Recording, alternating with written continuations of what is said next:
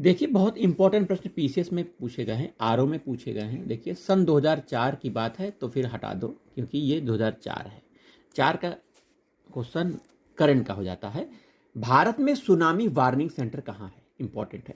हैदराबाद में tsunami warning centre है। भारत में सुनामी वार्निंग सेंटर, इसका सही नाम Indian tsunami early warning centre 2007 में हैदराबाद में स्थापित किया गया था। भारतीय मौसम विज्ञान विभाग कहाँ स्थापित है?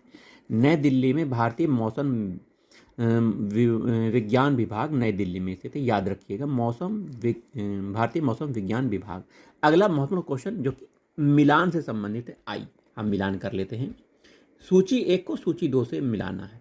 तो बाढ़, ये बाढ़ आपका उत्तर प्रदेश बिहार के मैदानी भागों में, बिहार में ज़्यादा बाढ़ आती है, कोसी नदी, ठीक है। भूकंप का क्षेत्र जो है तो ये आपका हिमालय क्षेत्र में भूकंप ज़्यादा आते हैं।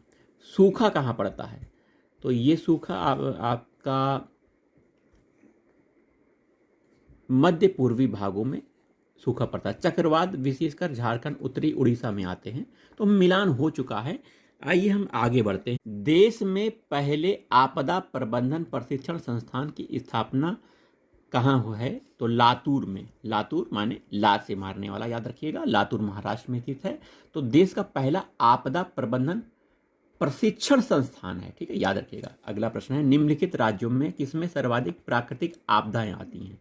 तो देखिए, आंध्र प्रदेश, बिहार, उड़ीसा और गुजरात। तो इसमें सबसे ज़्यादा उड़ीसा राज्य में प्राकृतिक आपदाएं आती हैं, याद रखिएगा। उड़ीसा क्षेत्र में जो साइक्लोन होते हैं, चक्रवात, ये ज़्यादा आते हैं। समुद्र तट से लगा हुआ ये उड़ीसा का क्षेत्र है।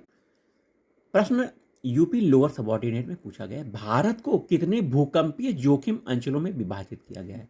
4 भूकंपीय जोखिम अंचलों में विभाजित किया गया है, ठीक है, याद रखिए। भारत का सर्वाधिक बाढ़ग्रस्त राज्य कौन सा है? तो बिहार में ही सबसे ज्यादा बाढ़ आती है। कोसी नदी बिहार का शोक कहा जाता है। अत्यधिक बाढ़ के कारण हर प्रदेश, बिहार का हर जिला लगभग ग्रसित हो जाता है। इसीलिए भारत का सबसे अधिक बाढ़ग्रस्त जिला बिहार है। उत्तर प्रदेश में निम्न में कौन सा सर्वाधिक बाढ़ प्रभावित क्षेत्र है?